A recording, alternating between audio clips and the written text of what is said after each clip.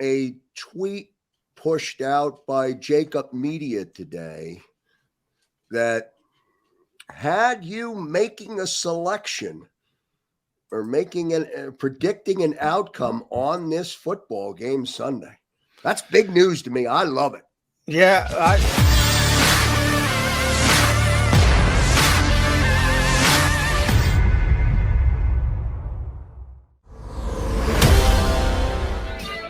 Football Friday.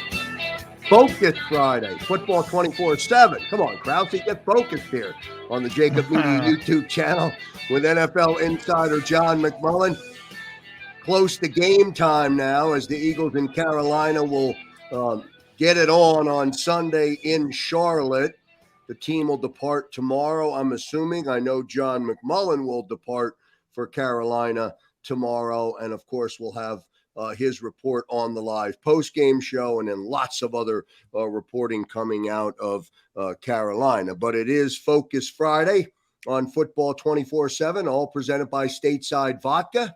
Go to statesidevodka.com, use the keyword JAKIB, and get 15% off a 1-liter bottle. Again, if you're in the state of Pennsylvania, Stateside will deliver right to your front door. Johnny Mac on a Friday. How are you, sir? Focus, Krausey. I'm focused. I like but, it. you know, I found out from Rodney McLeod this week that Wednesdays are Warrior Wednesdays. Nice. We got Focus Fridays. I don't know about Thursday yet.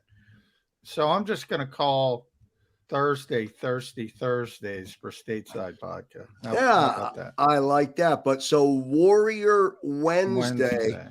And does that repeat weekly? Yeah, that repeats weekly. So, okay. If you can put it on a T-shirt, Eagles will use it.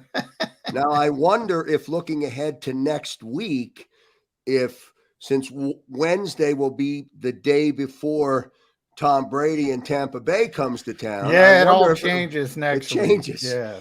So there may not be a Warrior Wednesday next week. No, it's going to be interesting to see actually the schedule. I'm waiting for that. That's going to be interesting because, I mean, typically NFL teams, they hate playing Thursday night games. I was talking about this with Jody because Christian McCaffrey talked about it down in Carolina, and he got hurt in that Thursday game, and he kind of blamed it on the lack of recovery time, from a typical, obviously, Sunday to Sunday game. It's hard enough to play. And then when you play these Thursday night games, players hate Thursday night games. I mean, they hate them. Coaches hate them. There's no preparation time. And you've seen the product over the years isn't the greatest. That's probably why, because there's no preparation time, no recovery time. But we got to get to Thursday. It's going to be interesting to see how Nick Sirianni handles that week as a rookie head coach, but there's not much you can do. I mean, you're playing Sunday, you're back Monday, can't give the players the day off, got to get right into it. Wednesday's going to be a walkthrough, so you only got Monday and Tuesday. Well, let's talk about the game on Sunday. Since you mentioned head coach Nick Sirianni, let's begin Focus Friday with that.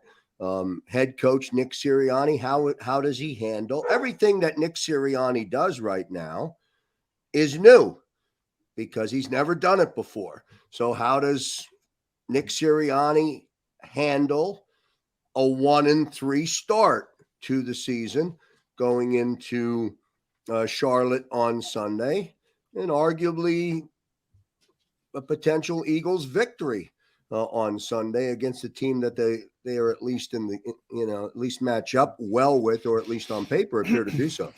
Yeah, I think they do match up certainly better than they matched up with the Kansas City Chiefs, certainly better than they matched up with the Dallas Cowboys, and we'll see. I mean, Carolina's been a surprising team, but I've talked about it. 2 of their wins against the New York Jets, the Houston Texans, 2 of the worst teams in the NFL. They kind of got waxed by the Cowboys just like the Eagles did. But much like the Eagles, they had some garbage time offense, and it made the final score look a little bit better than it really was. So I do think this is an interesting matchup that, these might be similar teams, but you don't know it because the Panthers' early season schedule has been kind of soft, and the Eagles' early season schedule has been kind of tough. And as we go through the season, that's going to even out a little bit, at least. Well, they are preparing for a quarterback that, from Carolina's perspective, is off to a great start. They love him. They're happy with Darnold. They're happy with Why his wouldn't play. you be? Winning cures everything, but that's what you're trying to figure out. I mean, if the Eagles were 3-1, they'd be over the moon here with Jalen Hurts. I mean, if you look at Jalen Hurts' numbers, they're fine. I mean, they're good. So the only number that isn't good is 1-3. Sam Darnold's 3-1. If you turn that on its head, they wouldn't be happy. So it's a cliche, but winning obfuscates a lot of things, Joe. I mean, there's issues, but if you win the game, nobody cares. The self-professed king of the coaching world, Henry Racich, from your work with him in previous years here on the JAKIB Media YouTube channel, or at least you know of him. He does the Thursday night broadcast with us. So last night at Screwballs, Henry posed to everybody in attendance, if you covered up the name and you just rolled through Jalen's numbers and you didn't know it was Jalen, you would look at those numbers and say, I'm in. I'm good. He's got pretty good numbers. Yeah, the numbers have been really, really good. And you add in the rushing numbers because obviously he's a big part of the team's rushing attack as well. He's the Eagles' leading rusher. So, I mean, when you're talking about total offense, it's pretty good. But and I'll give I'll give credit to our buddy Paul Domowitch, who had broken down the numbers of Jalen Hurts from a passer rating perspective. When he throws the ball behind the line of scrimmage, his completion percentage is 96%, which is understandable. His passer rating is 115.5, really good. 0 to 10 yards, 74.6%. Passer rating, 95.1. And then as you go down the field, 11 to 19 yards, 57.7%, 20 plus yards, 35%. So you got to peel back the numbers. We've talked about it since Atlanta in week 1. When they scheme up Jalen Hurts and they're throwing the football near the line of scrimmage, bubble screens, things like that, it's really good. As they try to push the ball down the field, not as good. Well, what do you make of the third category, the 11 to 19?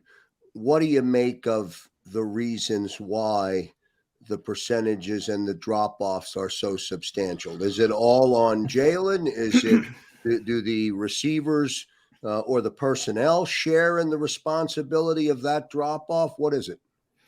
Well, of course. I mean, it's always you look at Devontae Smith last week with the touchdown that would have been, I forget, it would have been 34, 36 yards, somewhere in that range.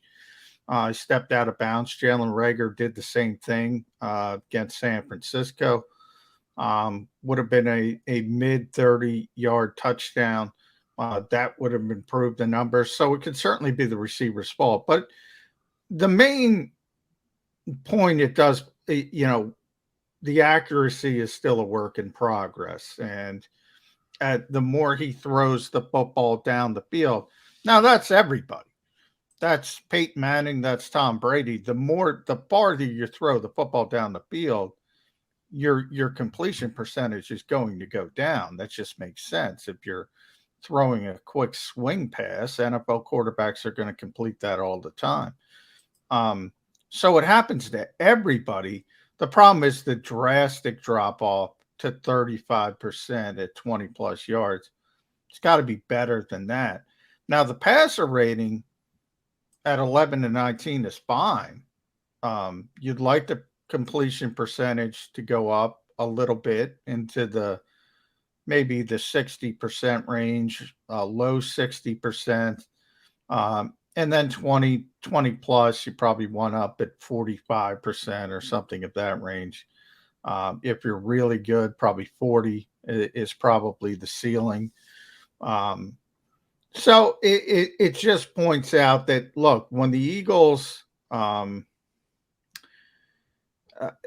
they try to push the football down the field, they're still having some issues. And you saw the difference between Atlanta and Kansas City, where they schemed everything near the line of scrimmage, versus San Francisco and Dallas, where they tried to push the football down the field a little bit.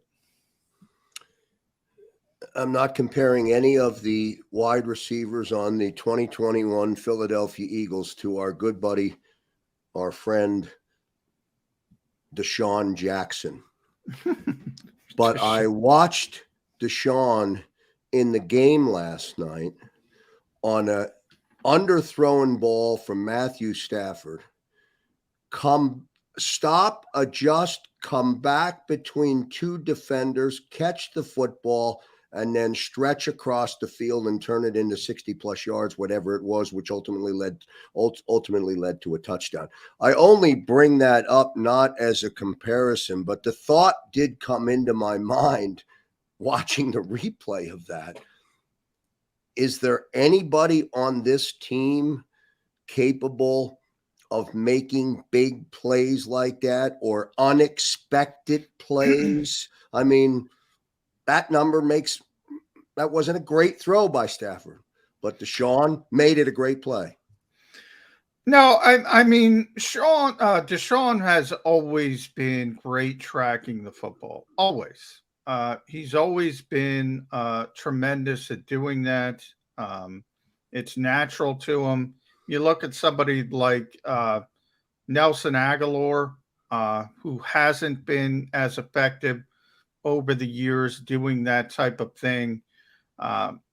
It matters, and Deshaun is one of the best ever at it. So I don't think it's fair to compare certainly young receivers. I think Devontae Smith has an opportunity to be really good at it. You've already seen sort of his natural tracking skills. Jalen Reagor, he's never going to be great at that. I don't think Quez Watkins is ever going to be great at it. But again, I don't think that bar is fair unless you're talking about somebody like Randy Moss. I mean, that's the level Deshaun Jackson is at as far as tracking the football down the field. So you don't have to be that good. You just got to be effective. And, Devontae is effective at it. The other receivers are still probably a work in progress at it. Is it as simple, John? And this was the reason for the thought process. Whether it makes sense or not, I have no idea. But is it this simple?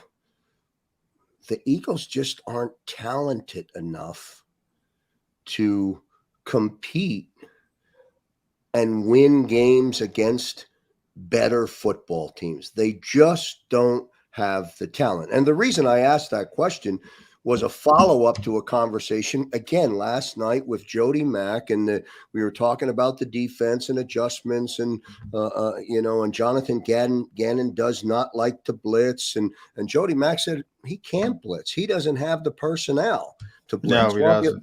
If you don't have the personnel and you don't have the playmakers, and I don't know if it matters what offense you run. If you don't have it, you don't have it. Yeah, I mean, a lot of the reason why Jody and I had the Eagles a little bit better than most people was because of their offensive and defensive lines. Well, offensive line, they already lost Brandon Brooks for an extended period. They already lost Isaac Seumalo for the season. Now they're dealing with this personal issue with Lane Johnson. He's going to miss another game. Jordan Mailata had been out. He'll be back in Carolina.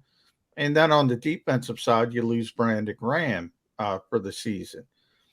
So the strengths of their team have already taken a significant hit. If you look at the skill position, we've been talking about it since the spring. They have potential to be good down the road. They're not great now. You're going to see DJ Moore this week, a Philly kid, great receiver in Carolina. Christian McCaffrey, you're not going to see most likely, and that's a positive from the Eagles' perspective. It looks like the Panthers are going to be very cautious with him. Those are high-level playmakers. We always talk about Miles Sanders. Miles Sanders isn't in the category with Christian McCaffrey when Christian is healthy. The Eagles don't have a receiver like DJ Moore. They might get one in Devontae Smith down the road, but he's not there yet. And then defensively, the back seven, you've seen the linebackers play now. Everyone in Philadelphia has seen the linebackers play. They're not good enough. The secondary, outside Darius Slay, Steve Nelson's okay. Rodney McLeod's okay. Anthony Harris is okay. But they're not big-time playmakers. The personnel is not there yet. The personnel's got to be rebuilt. And that's what the NFL's like every professional sports organization. Everything is cyclical. You're a contender for a while, then you get old, and you got to restart the whole cycle again. That's what happened to the Eagles. What happened to Alex Singleton? This is a guy that you have stated many times got onto the field, and when he finally got on the field, they couldn't take him off if they wanted to. And now, fast forward under Jonathan Gannon, and all of a sudden, the ball hawker, the guy that could tackle well, the guy that was in every play is now all of a sudden either non-existent, criticized, or left for dead on the side of the road. I just don't know what happened to the guy. Well, look, I think in a lot of ways, he's the same guy. I mean, he hasn't changed. He hasn't become a different player. The Eagles are playing a different scheme. And it is exposing the linebackers a little bit.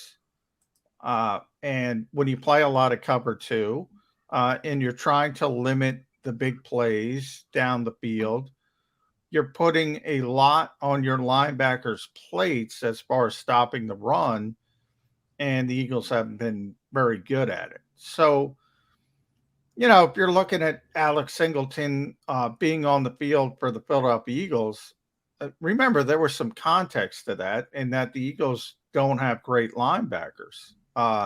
So on this team, Alex should be on the field. You look around the league, though, at some big-time linebackers. Jonathan Gannon, Nick Sirianni had one in Indianapolis, and Darius Leonard. If you go back to Gannon in Minnesota, he had Eric Kendricks. You look around the league at the Bobby Wagners of the world.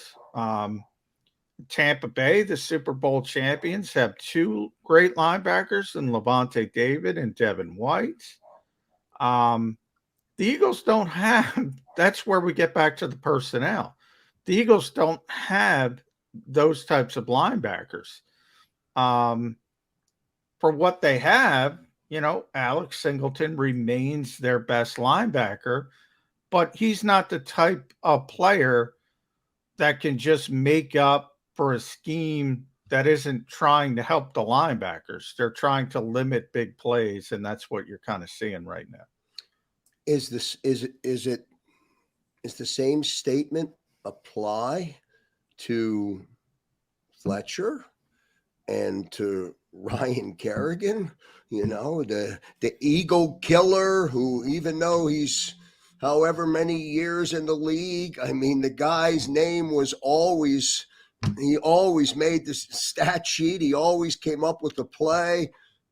Ryan Kerrigan is like non-existent. The $100 million man, Fletcher Cox, is non-existent. And I'm just starting to ask for people in the know like you so I can understand it.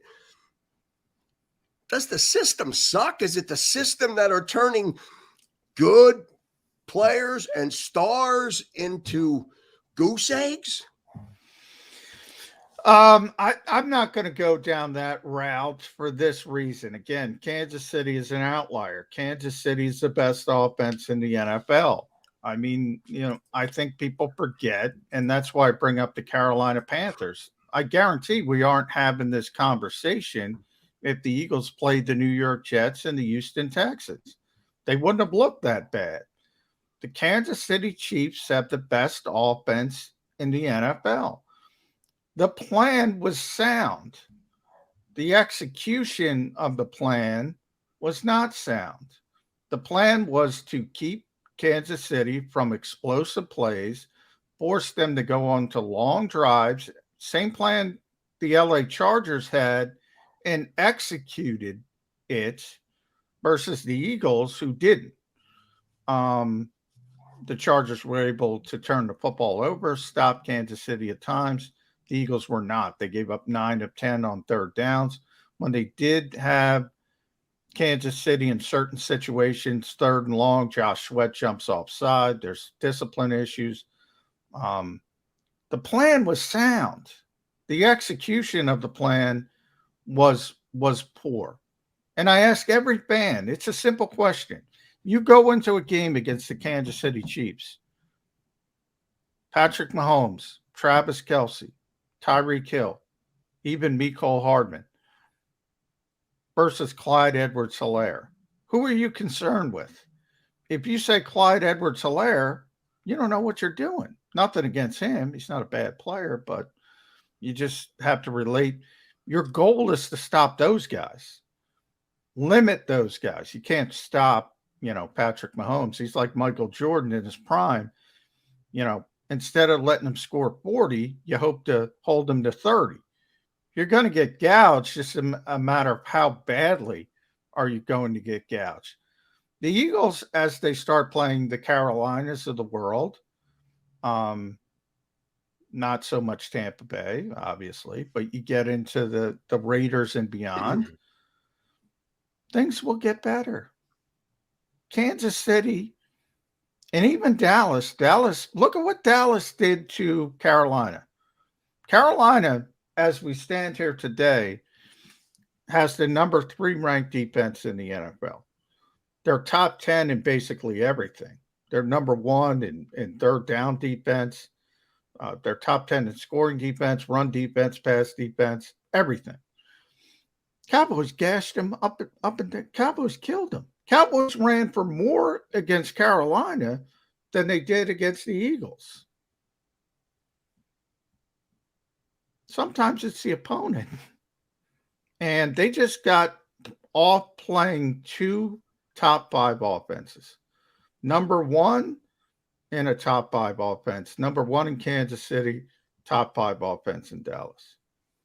Football 24/7 with NFL insider John McMullen across the JAKIB Media YouTube channel. Focus Friday here on Football 24/7. And as you saw earlier, don't forget to check out Eagles Report on Philly Mag. Go to phillymag.com, pop in John McMullen or Eagles Report, and you'll start to see John McMullen's articles populating on Philly Mag as we start to build out that platform. Eagles Report, with some new announcements coming in the next week to 2 weeks about Eagles Report. So some really good stuff going on there. We're all presented by Stateside Vodka.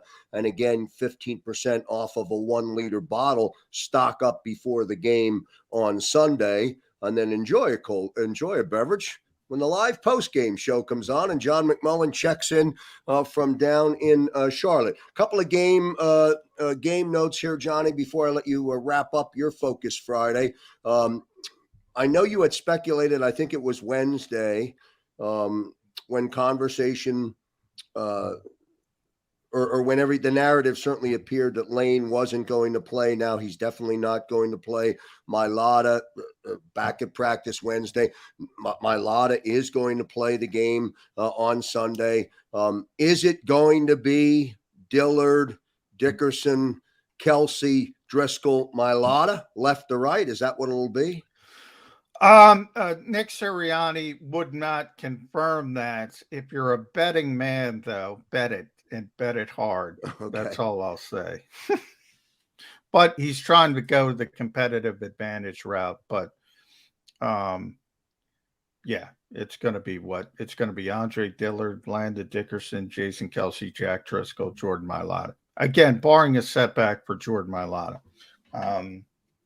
And he was cleared to play today, but anytime you're wearing a brace like he's wearing, you got to be concerned about a potential setback, but they got through today. So more than likely, unless something happens as it did last week directly before the game, that's going to be your offensive line. Matt Rule, head coach of Carolina, his second year with the Panthers. Nick Sirianni, his first head coaching job. Those conversations have come up all week in terms of CEO of the football team, the head could having an advantage in terms of being a head coach. That's not Andy Reid standing across from Nick Sirianni. No. That's Matt Rule, but Matt Rule's game planning for this Eagles team. What's he game planning for? What's it going to look like? Well, I think he's going to game plan for just what I said, the stuff at the line of scrimmage, the bubble screens, all the sort of manufactured things. Certainly early to get Jalen Hurts a little bit of confidence. That seems to be the strength of the Eagles offense to this point. He knows he's going to see a lot of RPOs, but he's used to that. Remember, this is a former college coach, not just at Temple, but also at Baylor. So he's probably got a better feel for the RPO game than most NFL coaches, to be honest. So he understands what's coming, and we'll see. But he's got some issues because, as I said, Shaq Thompson is their best linebacker. He's not playing.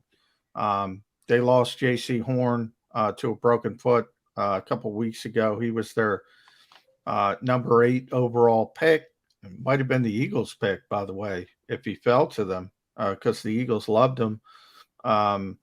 He's out. As I mentioned, Stephon Gilmore's not ready to go yet. So they have some corner issues as well. Some significant issues, injury issues for the Carolina Panthers.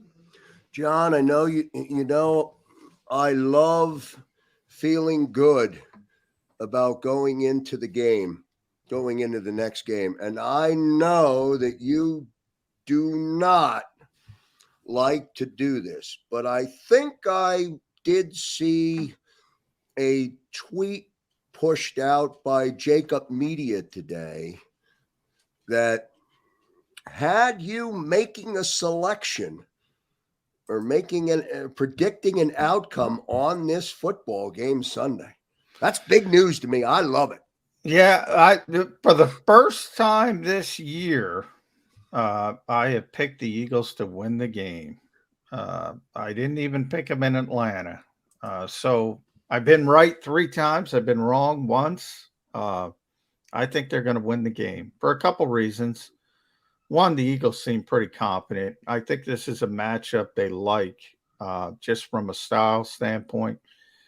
And I think Carolina thinks their 3-1 record means a little bit more than it does because of their schedule.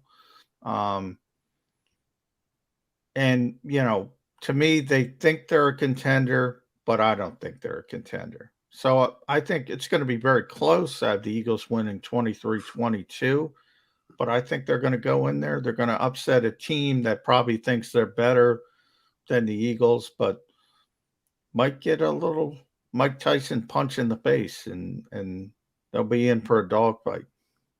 Well, Johnny Mac, No need to go on. No need to continue. I'll take that prediction from you and go into the game on Sunday, because I will tell you that a win on Sunday and a powerful report from you and Gunnar and Farzy and Devin on the live post-game show here on the JAKIB Media YouTube channel and on 6abc.com will kick off a short week and put us all in a great mood until we get to Thursday. But we'll leave that out there. Let's just get through Sunday first. Got to get through Sunday to get to Thursday. I do know that, Krausey. Yeah, sounds good. Great stuff again. Football 24/7 with John McMullen. Focused Friday here across the JAKIB Media YouTube channel, all presented by Stateside Vodka. One last reminder, go to statesidevodka.com, use the keyword JAKIB, and get 15% off of a 1-liter bottle. Also try the Stateside Vodka Soda, now available. You'll find it on statesidevodka.com. On behalf of NFL insider John McMullen, who will travel to Charlotte tomorrow, and all of our viewers who like, share, and continue to subscribe to growth of the JAKIB Media YouTube channel, I'm Joe Kraus. I'll see you on the tube.